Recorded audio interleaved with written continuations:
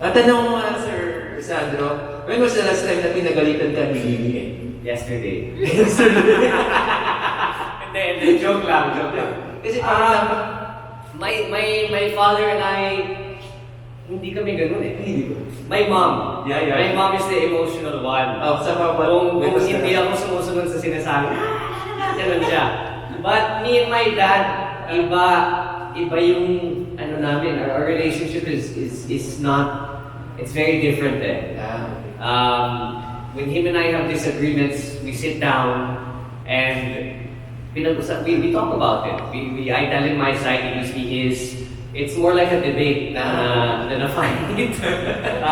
But that's before, when I was younger, I guess. But now, when we talk and we're in disagreement, parang debate eh. Yes.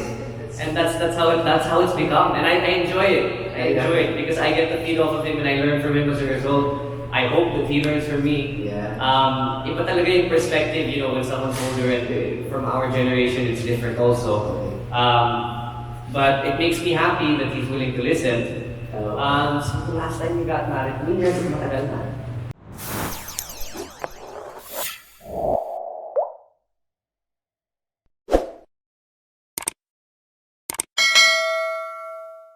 What's up mga karuba? Today, may papakita ako sa inyo. Namasyal si Sandro Marcos sa Mariano Marcos State University.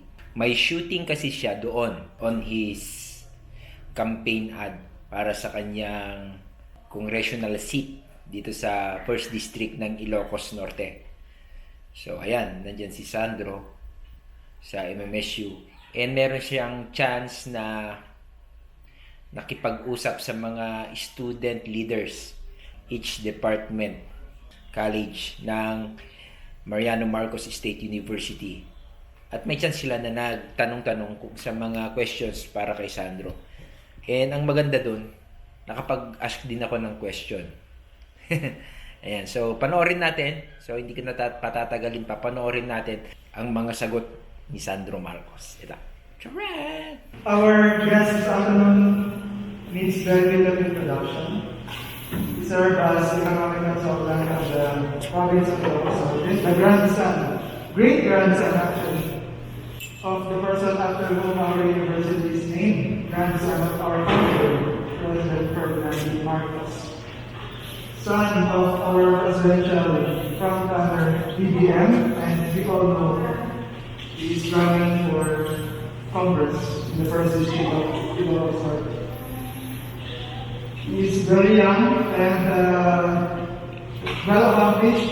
He has a very impressive educational background, which would interest you students. Let's ask Sir Sandro, how do you feel being here in MMSU, Sir Sandro?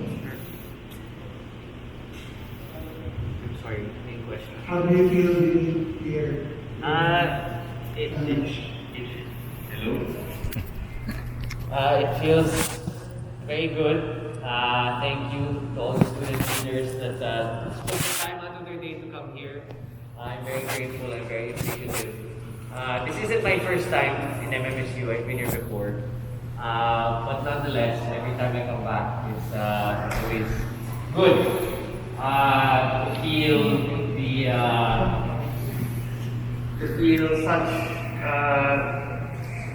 to feel such a prestigious, to feel good about having such a prestigious educational institution here in our home province.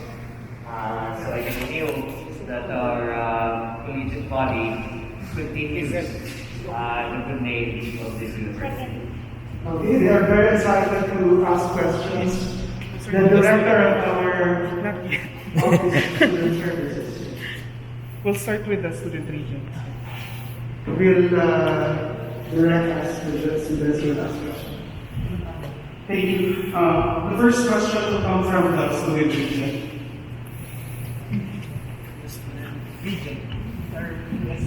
Hello. Good afternoon, Sir Sandro. Good afternoon, everyone. I am Philip, the student regent. My question is, as I heard, as what Sir Herbie have said a while ago, that you are the economic consultant of the province, what do you think is the most pressing issue we have here in the province regarding our economy, and how will you deal with it? Or how do you deal with it? Sorry, I didn't know what's your name again. Phillips, Do you study? pharmacy. How many years? I'm fourth year already, sir. Senior. Senior. Yes, I work as an economic consultant for the province of Norte. I think the most important thing as the economic consultant before development and recovery.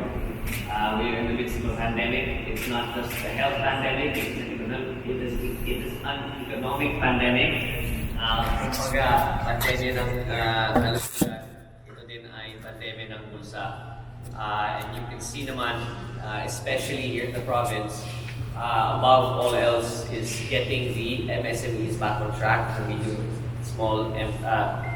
the small and medium enterprises, getting them back on track. And I think that's the most important thing before we look towards developing the province further. With regards to the plans that I have for the economy of Ilocos Norte, I think, albeit being agriculturally focused, I think there's a necessity to bring value-added products, value-added processes to our province. I think it's very good, it's very beneficial to have an agriculturally based province, but I think it's even more beneficial to add into the value chain so that people earn more money. And we have done a good job so far, but we must do better. Thank you, sir.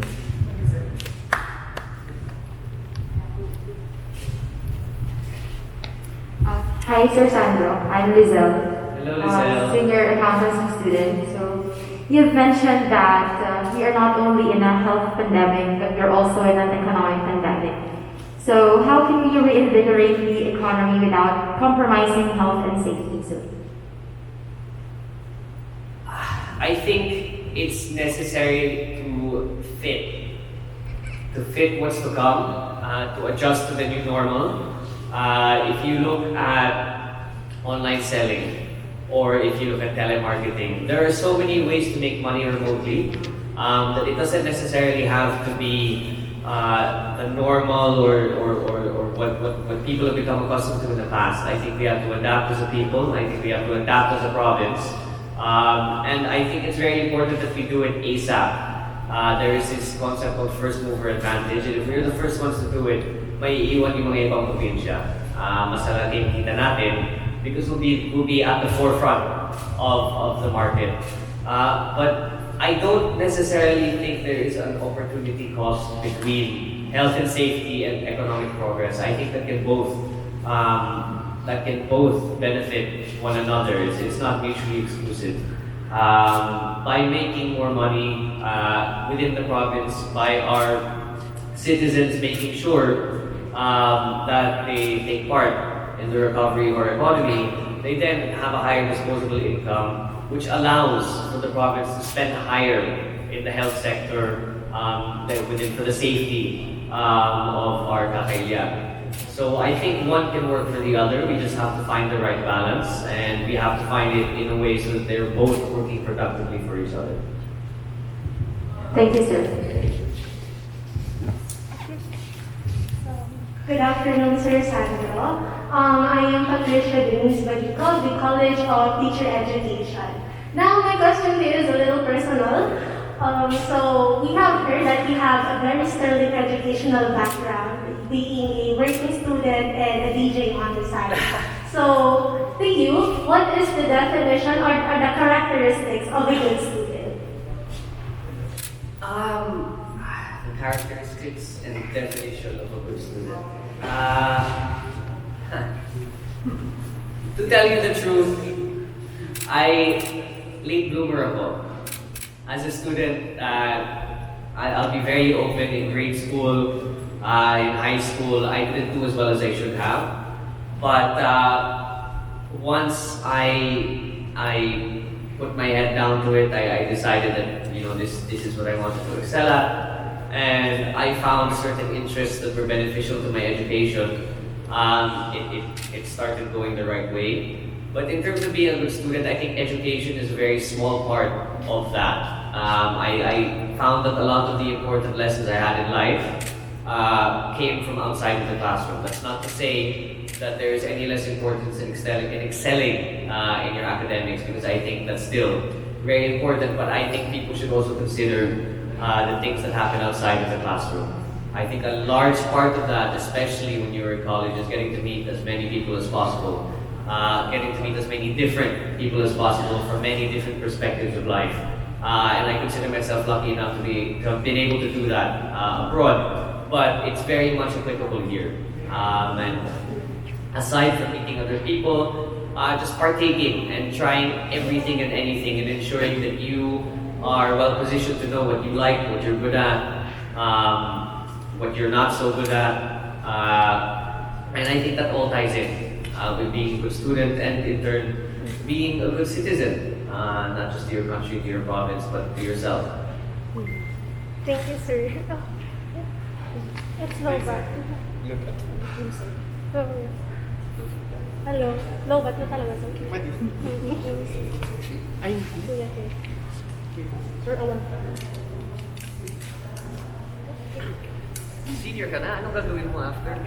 Alam mo na? Wala pa. I haven't decided yet, but I think I will study. Again? Magpi-PhD ka? Or master's? Not medicine. We have learned. Ano yung master's mo? Hello. Pharmacy pa rin. Tapos PhD na. So yes. Gano'ng katagal na yung master's? 2 years? 2 years. 3? Pag taken abroad sa Pilipinas, 5 years.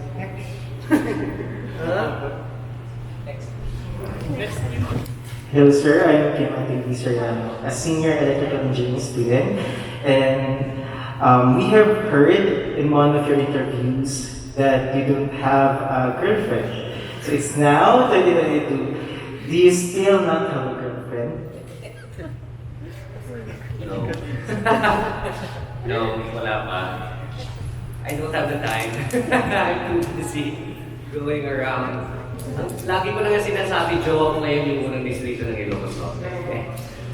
It's a joke, but it's true. I'm far too busy to be doing anything with that. And too many people need help, too many people need attending to.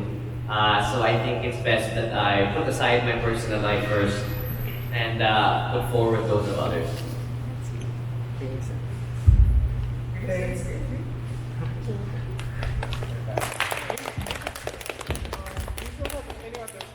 Kung may mga tanong kayo na kahit ano, huwag kayong mahiya, nandito na tayo. Any other question from the hall? Okay, Listen. Last time. Yes. Not related to economics. Whatever you want. Yes, Basta hindi love life. Yes, except love life. So, I've observed that you're very fluent in English. So, what is your favorite Ilocano or Ilocano word and why? Wow. What's my favorite Ilocano word? Yes.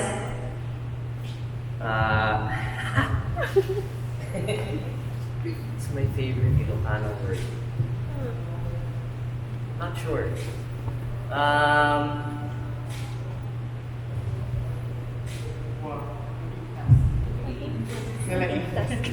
Nalaing. Or naimas.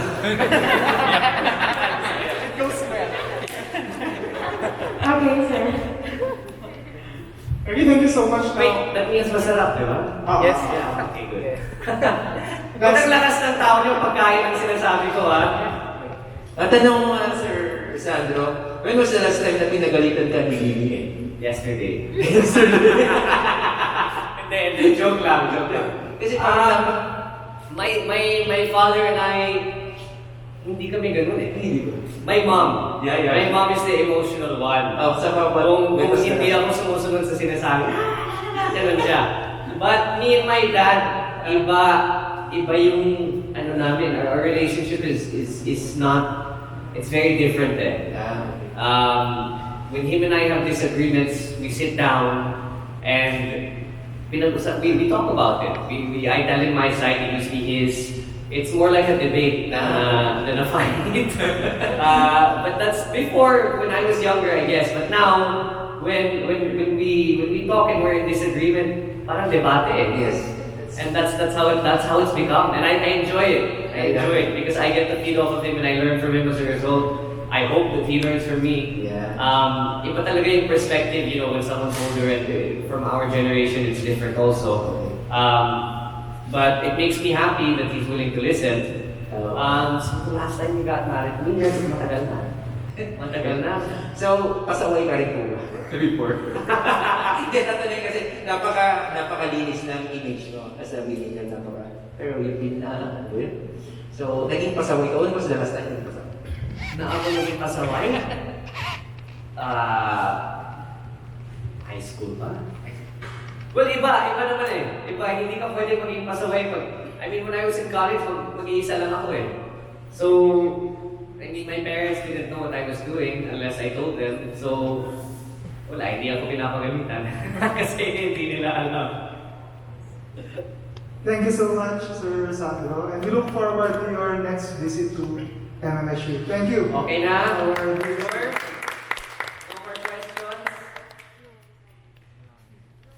Okay, thanks guys. So ayun, tapos na. So tapos na rin yung question and answer portion para kay Sandro Marcos. And sa mga susunod na araw, abang-abang na lang sa magiging campaign ad ni Sandro Marcos. Siguro pag napakita na yung ad, ipapakita ko sa inyo yung mga behind the scenes. So maganda siya. Sana mag-enjoy kayo. Wala na. Maraming salamat sa mga nanonood. And of course, sa mga hindi pa nakaka-subscribe, mag-subscribe po tayo sa Apong Lens Challenge. Sa Apong Lens channel. Mag-subscribe lang po tayo dyan. And i-click nyo lang yung notification bell para sa mga updates ng mga videos ko para sa mga susunod na araw. For example, yung mga ginagawa ni Sandro dito sa Ilocos Norte. And of course, si Gov Matthew. And sa lahat po ng mga updates dito sa Ilocos Norte, nandito lang si Apong Glenn. And maraming salamat sa inyong lahat. Happy New Year! Happy New Year sa inyong lahat. And sana magtuloy-tuloy lang ang ating paggawa ng mga magagandang content. And para sa inyo pa rin itong mga ginagawa ko hanggang 2022. Yeah. Okay, so this is it. This is again your Konyo boy, Apong Glenn Repen, English Ilocano, Aglalokyo. Peace out. Bye-bye.